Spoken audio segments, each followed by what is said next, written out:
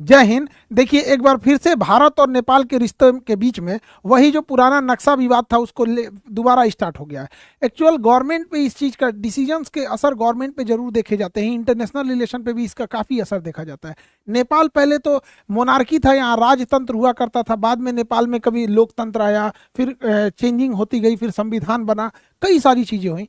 नेपाल में पूर्ण बहुमत की सरकार नहीं है, जैसे बिहार में है ना, तीन बड़ी पार्टियां हैं बिहार में, तो कभी इधर से उधर होते रहता है, वैसे ही नेपाल में भी सेम है कंडीशन है। अब नेपाल में इन तीन नेता लोग को पहचानिए यहाँ पर। ये हमारे शेर बहादुर दहुआ साहब, ये इंडिया के फेवर में, मतलब इनके साथ रहते तो इंडिया से रिलेशन ठीक रहता है।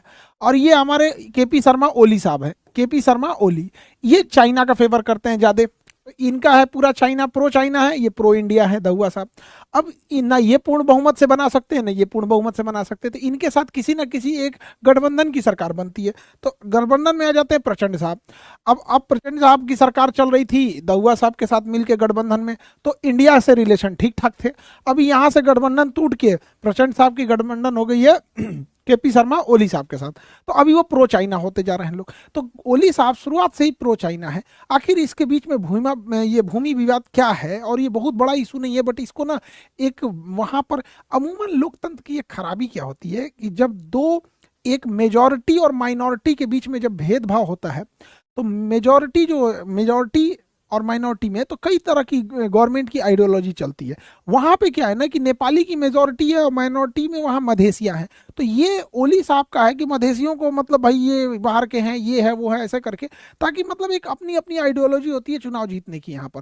तो जैसे भारत में कभी जातिवाद काम करता है, कभी माइनॉरिटी मेजॉरिटी काम करता है, कभी क्षेत्रवाद काम करता है, तो जिसको जैसे मन उसी तरह से वो जीतना चाहते हैं।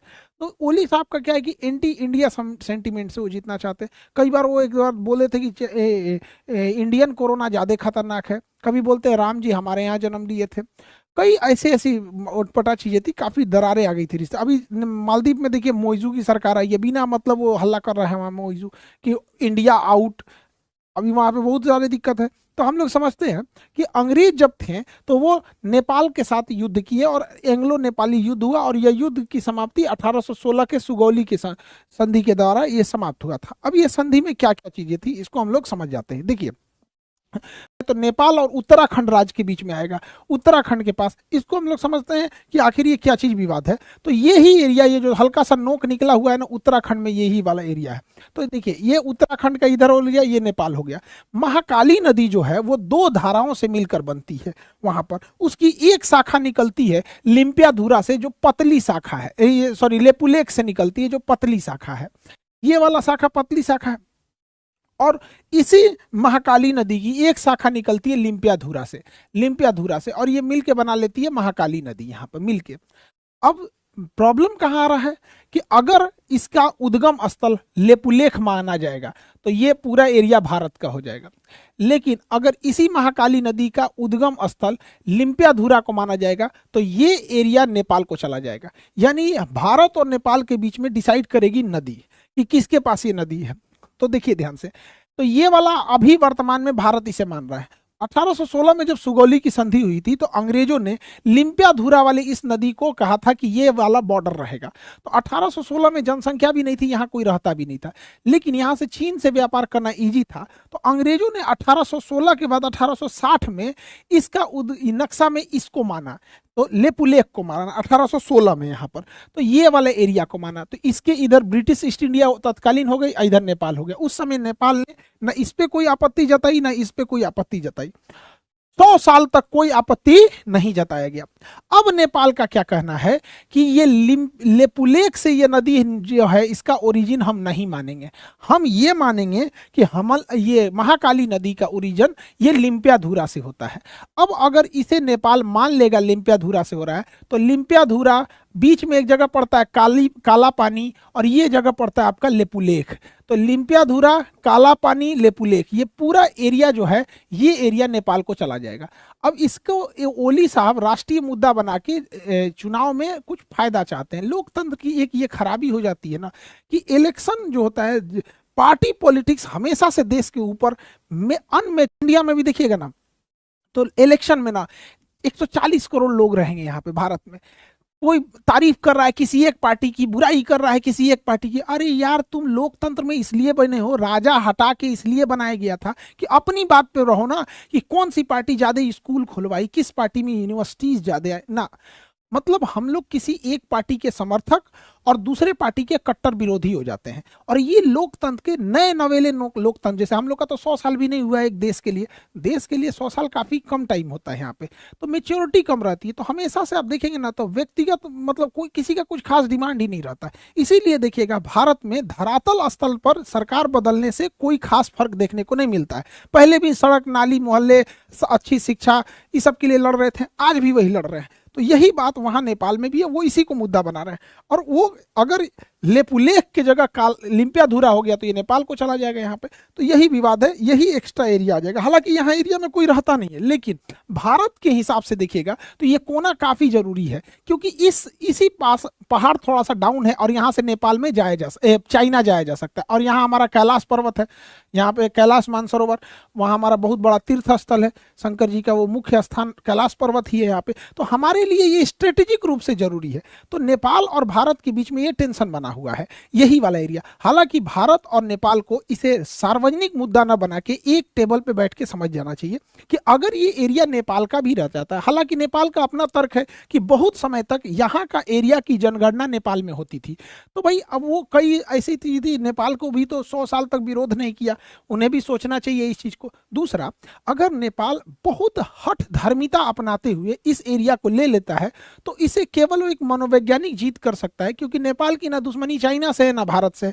नेपाल और यहाँ भारत के लिए दिक्कत होगा इनकेस अगर भारत वहां वीजा और पासपोर्ट सिस्टम कर देता है। आज नेपाल से कोई भी आदमी बिजनेस करने भारत में आ जाता है और भारत के हजारों लोग नेपाल में बिजनेस करते हैं। हमारे यहाँ की लड़कियों की शादी बिहार में नेपाल में हो जाती है, नेपाल से लड़कियों की शादी बिहार में हो जाती है। इसे बेटी और रोटी का रिश्ता कहते हैं। तो जब कभी भी रिश्तों को हम तराजू लेके तौलेंगे ना, तो कहीं ना कहीं नेपाल के लोगों को भी लगेगा ना कि काफी ज्यादा मतलब ये लॉस होगा। बेटर होगा इस एरिया को लैंड ऑफ फ्रेंडशिप घोषित कर दीजिए कि दोस्ती का जमीन। भाई नेपाल भी रहो यहाँ पे, भारत भी रहो।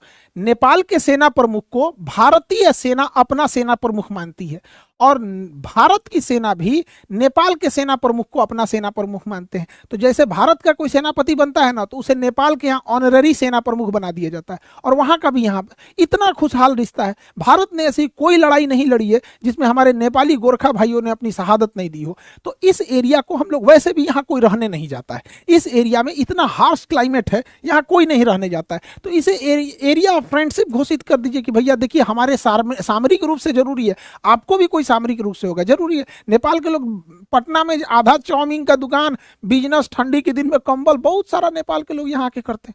फ्रेंडशिप है यहाँ पे। जब तराजू लेके तौलेंगे तो इससे चाइना को फायदा होगा।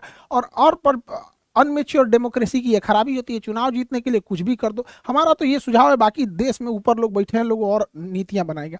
इस सुगौली संधि में ये वाला तो हो गया महाकाली नदी से जो विवाद का एरिया था। मेची नदी साइड में कोई विवाद नहीं है, एगो बिहार में नया विवाद है। सुगौली की संधि जब 1816 में हुई थी तो कहा गया था कि ये गंडक नदी जो है जब बिहार में प्रवेश करेगी तो इसके इस साइड वाला एरिया नेपाल का होगा और इस साइड वाला एरिया, नीचे का ये वाला एरिया भारत का होगा। यानी गंडक नदी को नेपाल में नारायणी नदी कहा जाता है, हम लोग इसे गंडक कहते हैं। तो इसके इधर का एरिया नेपाल में और इधर का एरिया इंडिया में। अब देखिए ध्यान से, बेचारा नेपालो क्या करे, यहाँ पे गड़बड़ा क्या जा रहा है।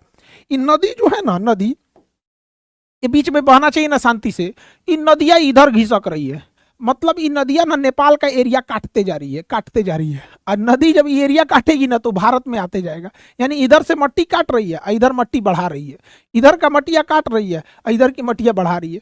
तो भाई सुगौली की संधि कहता है गंडक नदी बॉर्डर है और नारायणी नदी, नेपाल इसी नदी को नारायणी कहता है, हम लोग गंडक कहते हैं। तो नदियां इधर की ओर भागते जा रही है। तो नेपाल कह रहा है कि भैया हमारा जमीनिये कब्जे आ रहा है, हमारा पूरा जमीन कब्जे आ रहा है।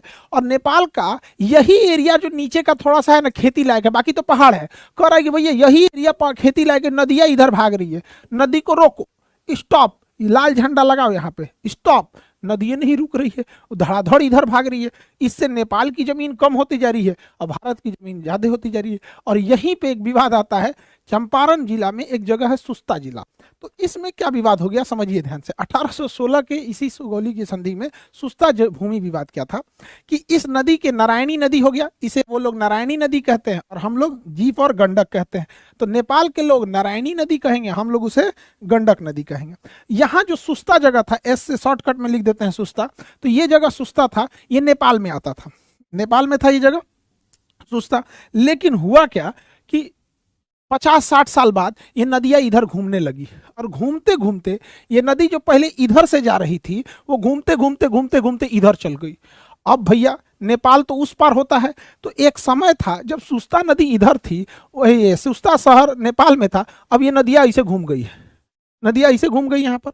अब जब नदी ऐसे घूम गई तो सुस्ता वाला जगह आ गया भारत में। अब भारत का कहना है कि भाई तुम नदी उस पार न हो, तू नेपाल कर नदियां घूम गई तो हम क्या करें यहाँ पे, भाई ये भी बात गड़बड़ है। जबकि सुस्ता जगह बहुत अच्छा खेती के लिए है यहाँ पर। तो ये दोनों के बीच में अभी विवाद है, हालांकि इसे मिल बैठ के अच्छे से समझा लेना चाहिए। नेपाल को इनडायरेक्टली भारत के वीजा से, लिबरल वीजा पॉलिसी से बहुत फायदा होता है और हम दोनों लोगों को लिए होता है। और इसमें अगर लॉस होगा किसी का तो नेपाल का ज़्यादा लॉस होगा, फायदा चाइना को होगा। अल्टीमेटली किसी देश में राजनीतिक मतभेद हो सकता है, सांस्कृतिक मतभेद अभी भी चाइना नेपाल हम और भारत ज़्यादा एक दूसरे से जुड़ा हुआ महसूस करता है।